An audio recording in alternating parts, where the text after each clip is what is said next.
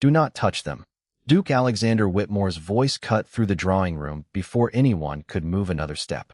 For one suspended second, every guest believed he was warning the new governess away from his 6-year-old twin sons. Then Henry and James did something no one in Ashford Hall had seen them do in nearly 2 years. They walked toward someone. Not the physician who had traveled more than 100 miles to examine them. Not Lady Catherine Ellison, who had spent the afternoon offering polished smiles and carefully chosen toys. Not even Alexander. They moved toward Emily Carter, the young maid kneeling beside a fallen wooden horse near the edge of the carpet. Emily had been sent into the room only to collect a tray. She wore a plain dark dress, a white apron, and the expression of someone accustomed to becoming invisible whenever people of rank were present. The little wooden horse had rolled beneath a chair when James pushed it away from the governess. One wheel had come loose. Emily had picked it up without thinking. She did not call the boys. She did not smile too brightly. She simply pressed the small wheel back into place and set the toy gently on the floor. Carter, Mrs. Beatrice Holloway snapped from near the doorway. Move away from their graces. Emily immediately began to rise. Henry stopped. His small face tightened. James stepped backward. Emily saw it. So did Alexander. Wait, he said. Emily froze halfway upright.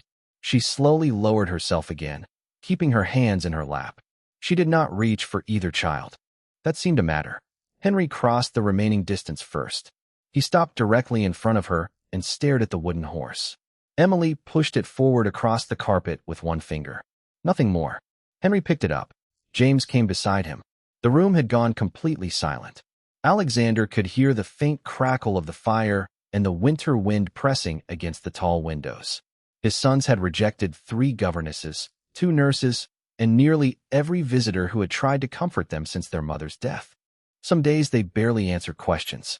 Other days they disappeared beneath tables or behind curtains rather than endure another well-meaning adult asking them to be brave. Yet now Henry reached out and caught the edge of Emily's sleeve. James followed, closing his small hand around the fabric beside his brother's. Emily looked down at them, startled. She made no attempt to embrace them. She only stayed still. Lady Catherine's pleasant expression faded into confusion. Mrs. Holloway looked almost offended. Alexander felt something colder than surprise move through him. What did you say to them? He asked. Emily lifted her eyes. Nothing, Your Grace. You must have done something. Her gaze flicked toward the boys holding her sleeve. I repaired the horse. Alexander stepped closer. Henry immediately tightened his grip on Emily. Alexander stopped. The reaction struck deeper than he expected. His own sons feared that approaching him might mean being separated from a maid they had known for less than a minute. Emily noticed his expression. Her voice softened. Perhaps they do not want anyone to ask something of them right now. Alexander looked at her. No physician had said that. No governess had said it. Everyone had spoken about encouraging, correcting, guiding, restoring. Emily had asked for nothing. James finally raised his face toward her. His lips moved, but no sound came. Emily waited. She did not finish the word for him. She did not lean closer. After several seconds, James whispered, "Stay." Alexander Whitmore had commanded estates, servants, tenants, and rooms full of powerful men without hesitation. But as his son reached for the maid no one in his household respected, the Duke understood that the first person his children had chosen was someone he had barely noticed existed. The next morning, Alexander summoned Emily Carter to his study before breakfast, and by the time she entered, he had already asked himself the same question a dozen times. What did you do? Emily stopped just inside the door. Your Grace. Yesterday, with my sons. He stood behind the dark wooden desk, one hand resting beside a stack of unopened letters. Winter light pressed weakly through the tall windows. 3 governesses failed to reach them. 2 nurses left in tears. A physician spent 4 days here and learned almost nothing. You entered the room for less than 5 minutes, and they followed you. Emily lowered her eyes briefly. I did nothing. Alexander's expression hardened with disbelief. Then why you? She looked at him again. Perhaps because I did not ask them for anything. The answer irritated him because it sounded too simple. Children require guidance. Yes, Your Grace. Structure. Yes. Then you agree they cannot simply be left alone. I did not say they should be left alone. Emily's voice remained respectful, but she did not retreat. I only think there is a difference between being present and demanding that they respond. Alexander stared at her. Few servants spoke to him with such calm certainty. Fewer still made him feel as though he had overlooked something obvious. He dismissed her after several more questions and learned almost nothing about the twins. Instead, he began learning about Emily. She rose before dawn. She polished silver in the lower pantry, carried linens between floors, mended aprons after her official work was finished, and ate with the junior servants when there was time. Mrs. Holloway called her Carter. Several upper servants called her girl despite knowing her name. No one asked what she thought about anything. By noon, Henry and James refused breakfast from the nursery maid. They turned away from porridge, bread, and warm milk until Emily passed the open doorway carrying folded sheets. Henry saw her first. He pointed to the empty chair near the window. Emily looked toward Mrs. Holloway. "Absolutely not," the housekeeper said. Alexander, standing farther down the corridor, heard every word. "Let her sit." Mrs. Holloway turned. "Your Grace, she has duties." For 10 minutes. Emily entered and sat beside the window without touching the food. She did not encourage the boys.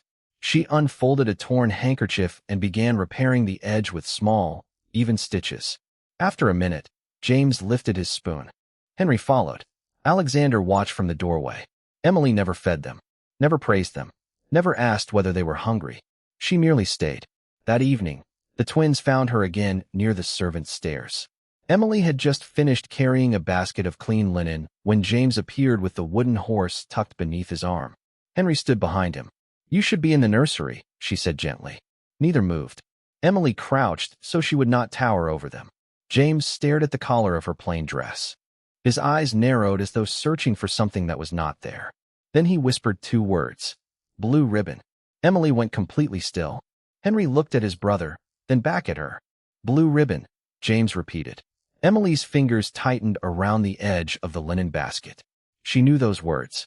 She had heard them once before, nearly 2 years earlier, spoken beneath the sound of rain by a woman whose face she had never expected to see again. And for the first time since entering Ashford Hall, Emily Carter was afraid that the twins had recognized something she had tried very hard to forget. Emily did not sleep well that night. Long after the servants' corridor had gone quiet, she sat on the edge of her narrow bed with a small wooden box resting in her lap. Inside, beneath a folded handkerchief and 2 spare buttons, lay a faded blue ribbon. She had kept it for nearly 2 years without knowing why. At the time, it had seemed like nothing more than something forgotten by a stranger. Now James had spoken the exact words, and the memory returned with painful clarity. It had been raining hard that afternoon in Belfield. Emily was still helping an elderly dressmaker then, carrying finished garments between houses for a few coins whenever work was available. She had taken shelter beneath the awning of a closed bakery when a woman stepped out of the rain beside her. The woman wore a dark traveling cloak and looked tired in a way fine clothing could not hide. Her face was pale. Her gloves were damp. A blue ribbon was tied loosely around one wrist. They had spoken only because the storm showed no sign of stopping. The woman asked whether Emily had children. Emily said no. Then, almost as if speaking to herself, the stranger said, "I have 2 boys. They are frightened more often than people understand." Emily had not known what to say. The woman continued, "Everyone tells children to be brave when what they mean is convenient." Rain struck the street between them.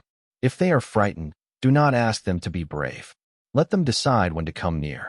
A carriage arrived soon after. The woman left in haste. The blue ribbon remained on the bench. Emily had called after her, but the carriage had already disappeared into the rain. She never learned the woman's name. Until now.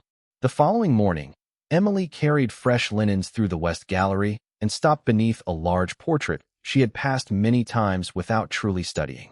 The woman in the painting wore ivory silk and held 2 infant boys. Around one wrist was a blue ribbon. Emily forgot to breathe. Duchess Eleanor Whitmore, Alexander's late wife. The twins' mother. "You knew her." Alexander's voice came from behind her. Emily turned too quickly. He stood several feet away, following her gaze to the portrait. "No, Your Grace." The answer came before she could decide whether it was a lie. His eyes narrowed. "You were looking at her as if you had seen a ghost." Emily tightened her hold on the linens. "I had never looked closely before. That much was true. Alexander studied her for another moment. Then the twins appeared at the far end of the gallery with their nurse. James saw Emily and immediately pointed toward the portrait. "Mama." His voice was barely above a whisper. Henry looked at the painted ribbon, then at Emily. "Blue." Alexander went still. Emily felt the little wooden box hidden in her room as if it had become suddenly heavy from across the house. James walked toward her and placed his wooden horse against her skirt. Emily crouched beside him. She wanted to tell Alexander everything. She also knew how the story would sound. A poor maid claiming a private conversation with a dead duchess after becoming the only servant the Duke's sons trusted. It could look like manipulation. Worse, it could make the children's trust seem manufactured. So Emily said nothing. But that afternoon, when James settled beside her in the nursery and Henry quietly pushed a book across the carpet, Emily understood that the ribbon was not the reason they trusted her. They had never seen it in her hands. What mattered was something their mother had known before Emily did.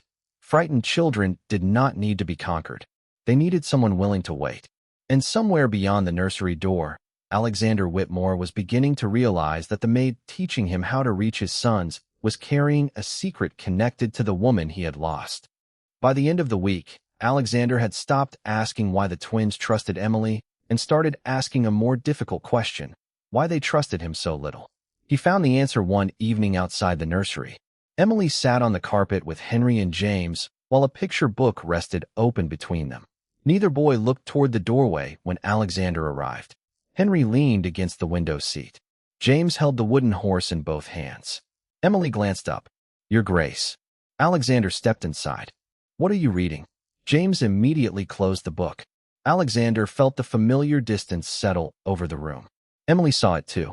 "Perhaps you should read tonight." He looked at her. "They asked you." "They did." She placed the book on the carpet between them. "But that does not mean they cannot ask you tomorrow." Alexander almost smiled.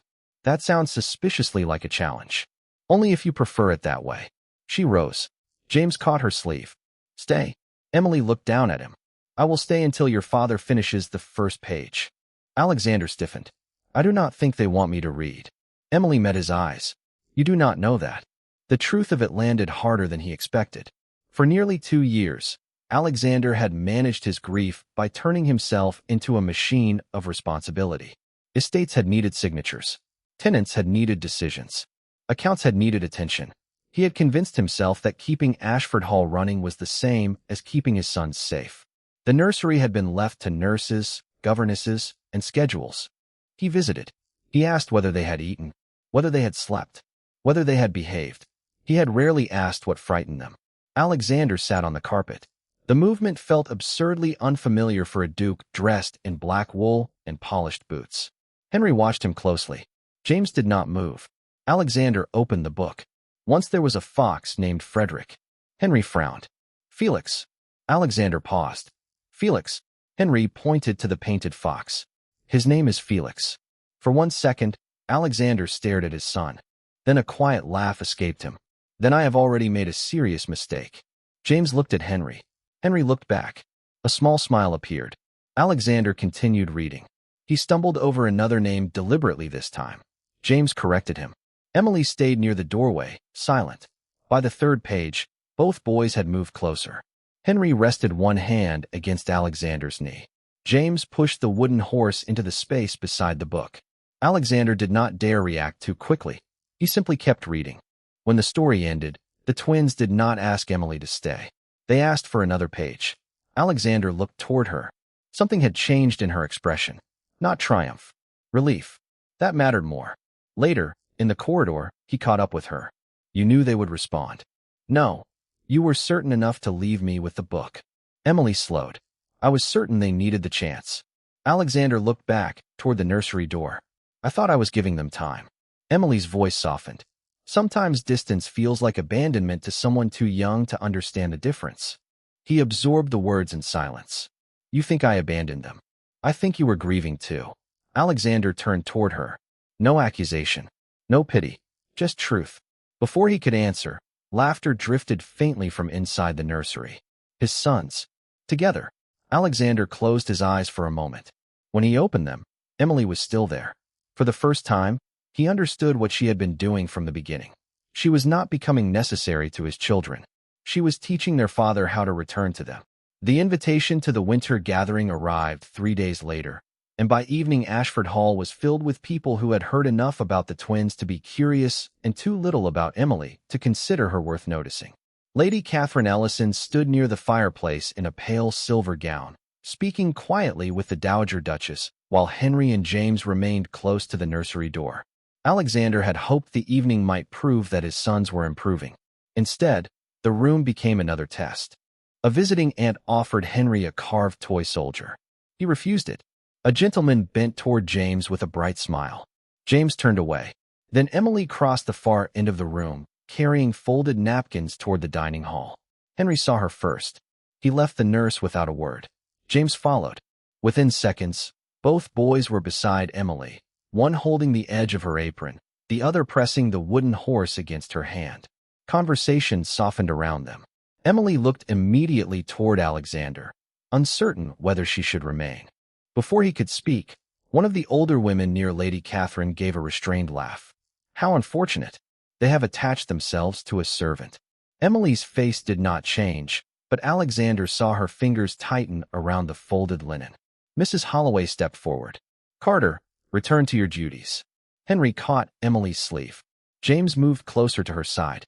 I said return to your duties, Mrs. Holloway repeated. Emily gently loosened Henry's hand. I should go.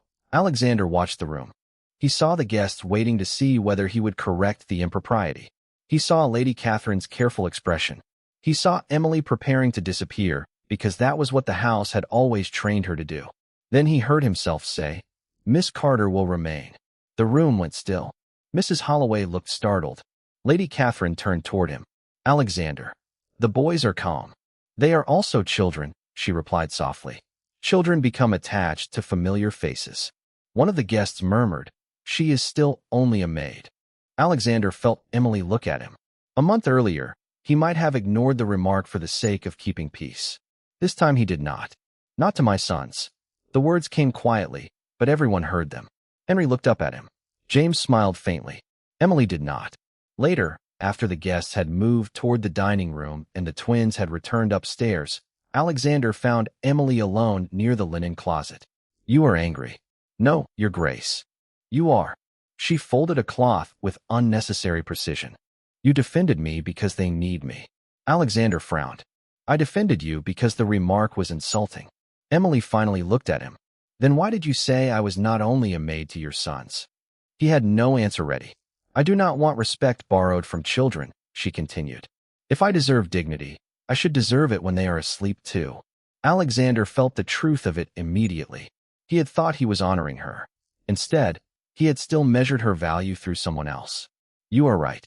Emily's expression softened only slightly. That is becoming a habit.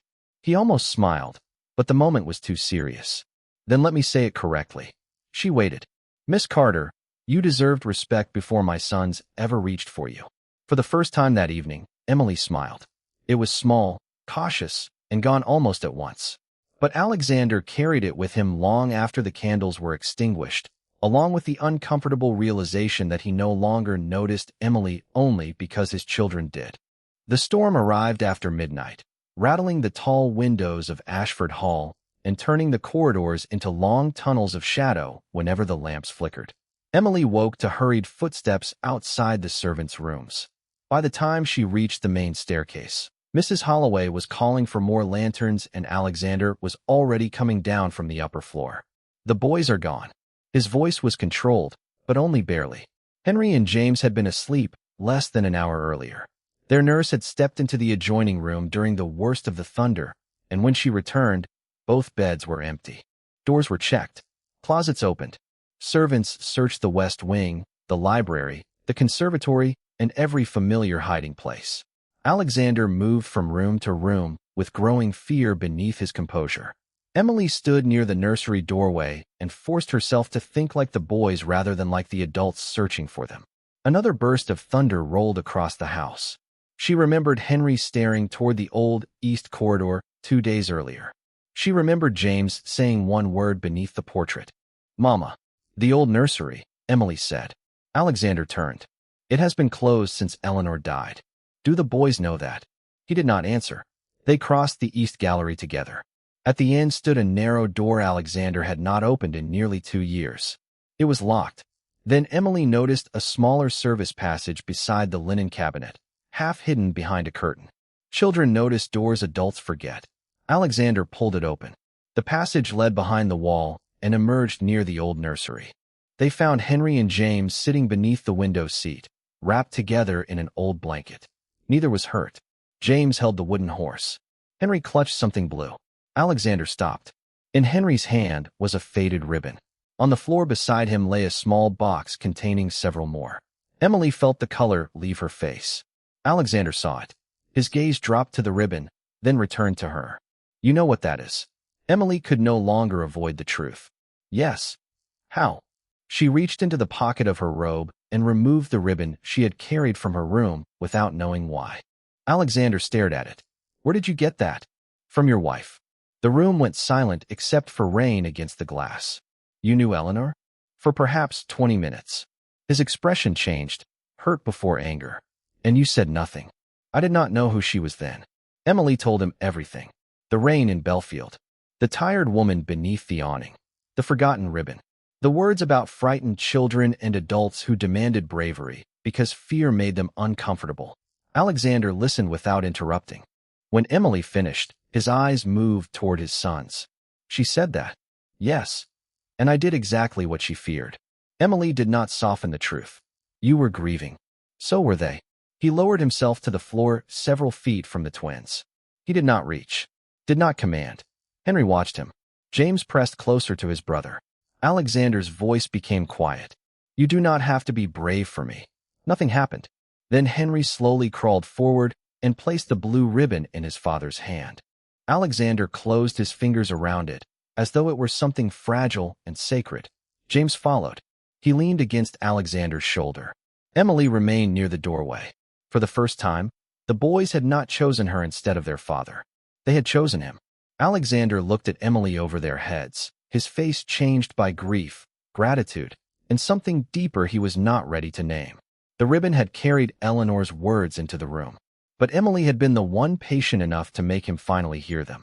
After the storm, the smallest change in Ashford Hall became the one Emily noticed most. Alexander began to knock. At first it was only at the nursery door. 2 quiet taps, then a pause. Henry and James would look up from their books or toys, and one of them would call, "Come in." Alexander never entered before hearing it. The boys noticed. So did Emily. Within days, Henry began carrying the wooden horse through the corridors instead of hiding it beneath his coat. James spoke more often at meals. They still had difficult mornings, but fear no longer seemed to control every room they entered. Alexander spent less time behind his study door and more time sitting on the nursery carpet, reading badly enough to make the twins correct him. One afternoon, Emily passed the south garden and saw all 3 of them outside beneath a pale winter sun. Henry was trying to roll a wooden hoop across the path. James was laughing because Alexander kept missing it. The sound stopped Emily in the doorway. Alexander looked up and saw her. For a moment, neither moved. Then he smiled. Not the formal smile of a duke acknowledging a servant. Something quieter. Something meant only for her. Emily looked away first. That evening, she was repairing a torn cuff in the small sewing room when 2 knocks sounded against the door. Come in. Alexander entered and stopped just inside. Emily glanced toward him. You do realize you own the door. I am beginning to understand that owning something does not mean I should enter without permission. Her needle paused. That sounds suspiciously like progress. You have become very difficult to impress, Miss Carter. I was never especially easy. He smiled again, then placed a folded coat over the back of a chair. I came to thank you. Emily returned to the cuff. For what? For not allowing my sons to need you more than they needed me. She looked up. Alexander's expression had changed. You could have made yourself indispensable. That would have been cruel. Some people would have called it useful. Children should not have to depend on fear to keep someone near. The words settled between them. Alexander lowered his gaze for a moment. They reached for you before I learned how. Emily's voice softened. They only needed someone to wait. He looked at her again, and this time the silence felt different. No grief stood between them. No crisis required her presence.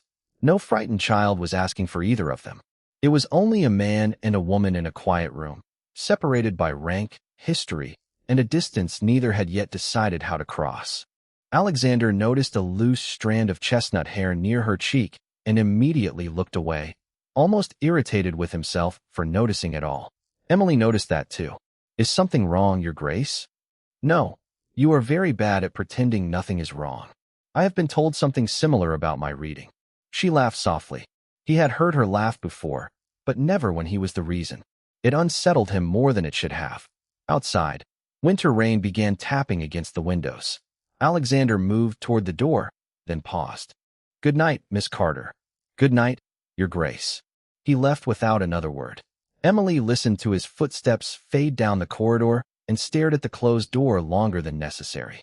She had spent weeks teaching a duke that patience could heal frightened children. She had not expected patience to begin changing the way he looked at her. The offer arrived on a gray morning sealed with the crest of a respectable family 2 counties away. Emily read it twice in the servants' hall before folding the letter carefully along its original lines. The position was better than the one she held at Ashford Hall. Senior lady's maid. Higher wages. Private quarters. Fewer stairs. More importantly, distance. By noon, Mrs. Holloway had heard. By afternoon, so had Alexander. He found Emily in the sewing room with a half-packed workbox beside her chair. "You are leaving." It was not a question. Emily kept her eyes on the ribbon she was winding around a spool. "I have been offered another position. Do you want it?" She hesitated. "I think I need it." Alexander stepped farther into the room, then stopped as though remembering the lesson he had spent weeks learning. "Why?" Emily looked up. "Because people have begun talking." "Let them. You can afford that answer." The words were quiet, but they struck cleanly. Alexander said nothing. Emily continued. "Lady Catherine is still being discussed as a possible match for you. Your family expects stability.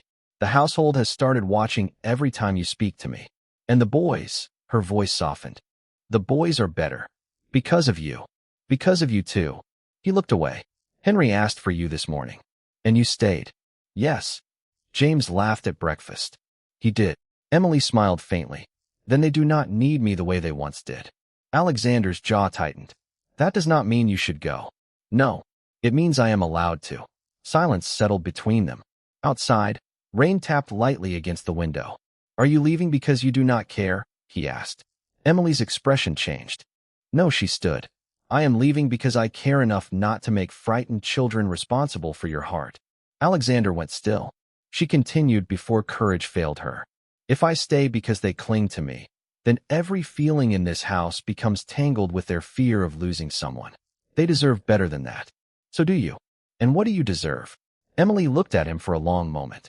To be chosen without being needed. That answer followed him for the rest of the day.